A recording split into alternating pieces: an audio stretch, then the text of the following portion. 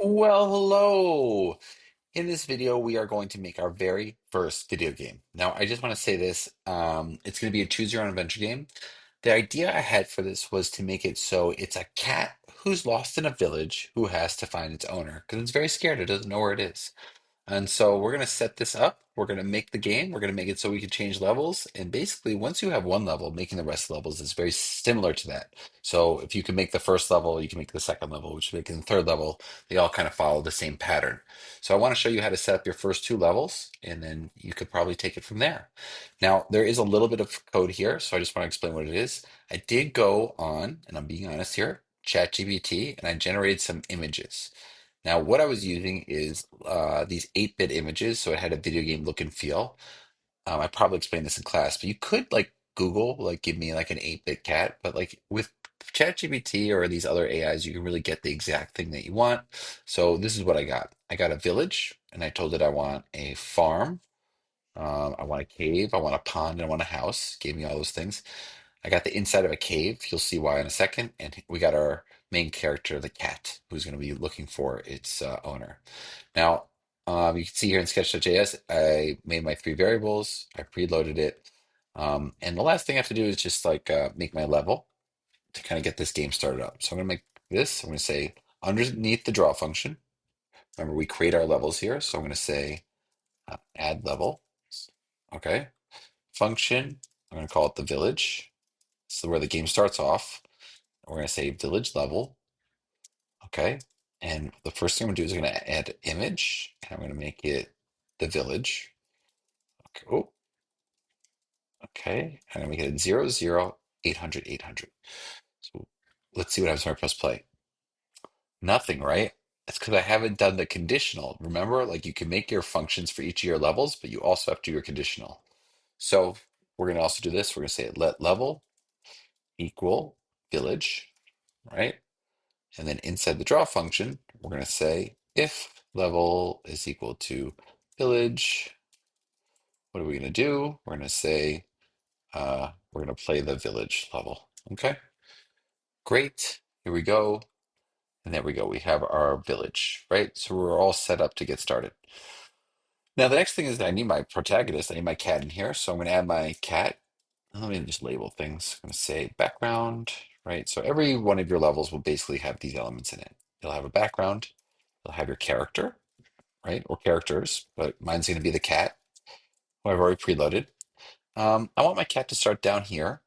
So, oh man, I need the text stuff, right? So let's add the mouse. So inside the draw function, I'm going to say this text, mouse X, plus mouse, oh, plus comma, okay, plus mouse Y. Perfect. Okay. Let's make the text size just a little bit bigger. I'm going to make the text like 20. Text size 20. Oh, and I forgot to add the position. So it's comma 20, 20. So if you do that right, when you press play, you should see the text up. Oh, can't really see it up there. Let's do 30 by 30. And what we should see is, hmm, I'm going to be specific here, 40 by 40. All right, so we got our, now we can see. So I want the cat to be over here. So what I'm going to do is I'm going to make my cat at 325, 670. You can see those coordinates up there. So I'm going to make it at 325, 670. And I make a little tiny cat. So I'm going to make him 80 by 80. Let's see how that cat looks. Meow. Oh, what a cutie. A little wide. 60 by 80. Oh, that's perfect. Look at that cat. It's perfect. All right. Now we need a text box here, right? So we want to show the cat, like the player, some like, hey, here's what you got to do, right? So I'm going to put a text box over here. So what I'm going to do is I'm going to make an actual rectangle here. Putting the rectangle kind of gives me a place to put the text and look a lot nicer than if I just put the text over the image. So I make my box at 490, 40. So we're going to call this the text box. Remember, every image they have this.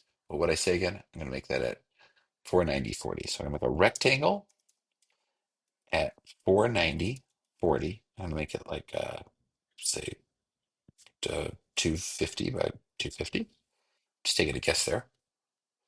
See how it looks. Ooh, too much, too much. Let's lower the height. Nope, still lower the height.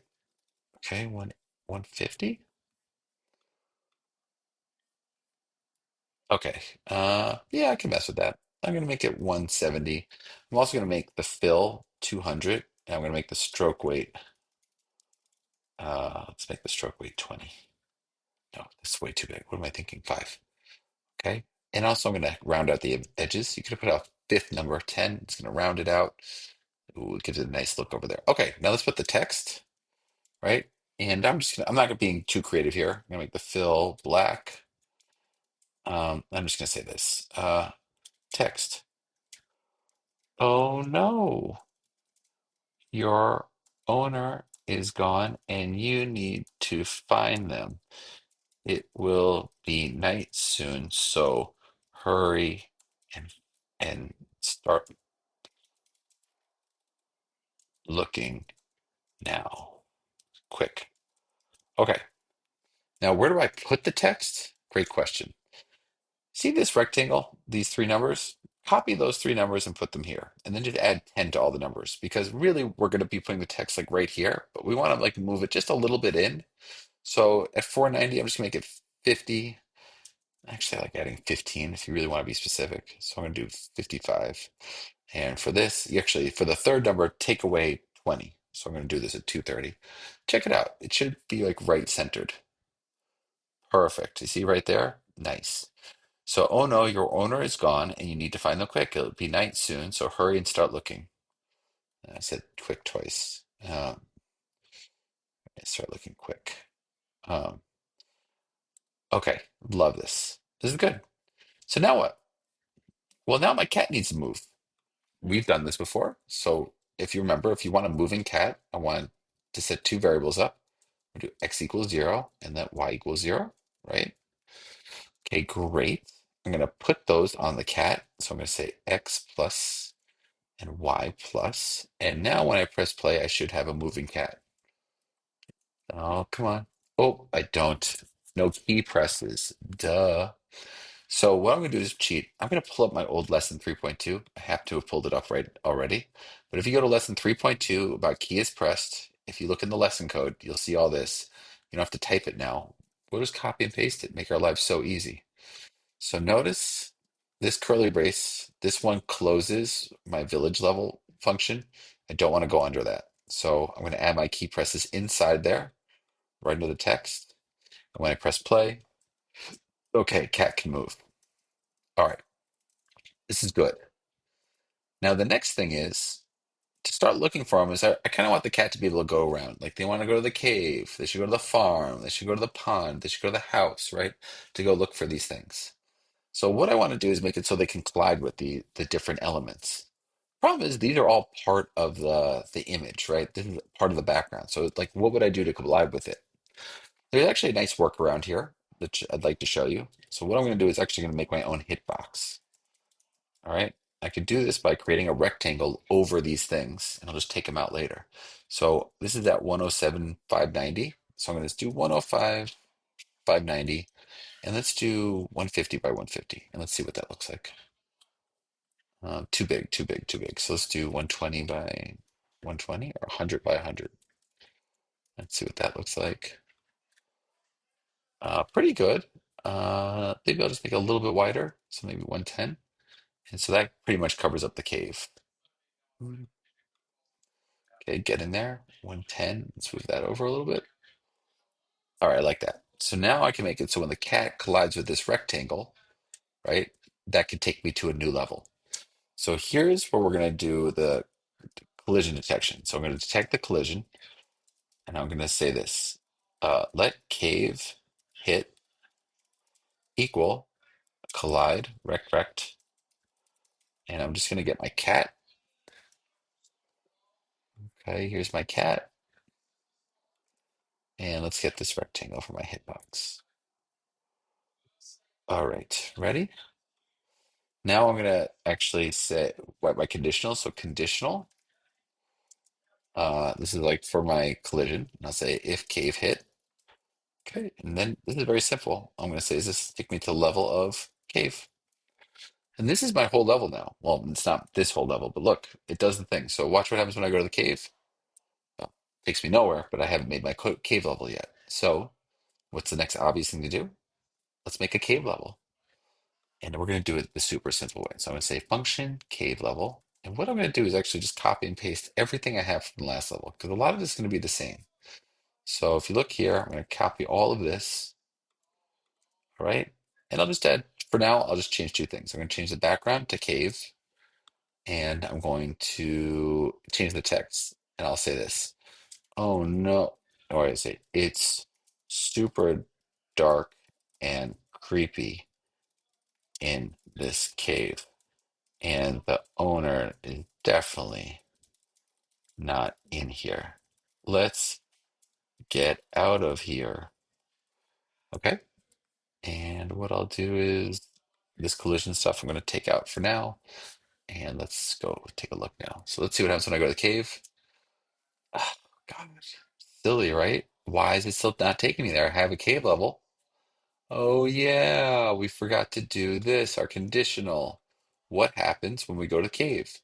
So what we want to do is say this. If we're on the level of cave, we will go to the cave level. All right, let's try that one more time. So now we go to there, and now we're in the cave level. All right, so if you see here, it says it's super dark and creepy in this cave, and the owner is definitely not here. Let's get out of here. I want to put the text a little bit more in the center. So let me just change that real quick. I've changed this to 390. So I'll take away 100 here. 405. I'm gonna make this a little bit wider. So I'm gonna do 350 for that. So I'll do 3 for that. And then I'll probably make this a little bit skinnier. Sorry guys, I just want to see what that looks like. Just want to change the text a little. What did I just change? Did I just change the village level one? Oh yeah, I did. All right, well at least they're different. So okay, great. Um, no, I like the other way around. All right, let me just copy these numbers. All right, so let me go back in time. I'm gonna go back to the cave level. Sorry guys, I want to do this right. I want to do it right for you guys. Now that I'm in the cave level, yeah, let's change these to that. Yeah. So this is 405, and that's 330. Okay, so now in the cave level, let's try that. So hopefully that works. Okay, perfect. All right, now we want to get out of the cave. And so what I'm going to do is I'll put a hitbox here so we can get out. See, that's like the entrance to the cave. So let's put a rectangle right there. So you can't really see the mouse, right? So it's because it's so dark. Right here, where it has text, I'm going to change this to white. Okay, let's take a look. Okay, we're in the cave level. Put my mouse right here so I can build this. So it's 75, 335. So here I'm going to do 75, 335. And let's make the box like a little bit bigger, maybe like 150. Okay, 110, 150. Let's see how that looks. It could be a little bit longer, but you guys get the point. All right, so now I'm going to just bring these back in. So I'm going to detect the collision of this so I can get out of the cave. Okay, put that back. We're going to call this door hit. Okay, these are all the same, except now the cat is the first four numbers. The cave is the last four. So notice how I keep these four for the cat. I'm going to put that for this one. So now if I say if the door hit is happening, then I'm going to take myself back to the village. Also, I want to say this. It's really good to reset your variables after each level. So I want to set my cat back to like where he started. So it's good practice just to bring your characters by resetting back to where they started by doing X zero, Y zero each time you like change levels. All right, that should actually take us through the game now. So cat's looking around. Where's he got to go? Oh, I want to go to the cave. Boom. All right, so it's super dark and creepy in this cave, and the owner is definitely not in here. Let's get out of here. Okay, let's get out. And now I'm back in the first stage. And I could just do this all day. Boop, boop, boop, boop, and boop. Now, the only thing I want to show you is that those hitboxes don't actually need to be seen. So I can actually comment out these hitboxes, right? And then it actually makes it look so much better. So let's go to the cave. Oh, let's get out of here. Cave, out of here. And that is how you make your game. Now, it's your job to start adding a little bit more. I'd like it if you guys could add different stages, like a farm stage, a pond stage, and this house stage.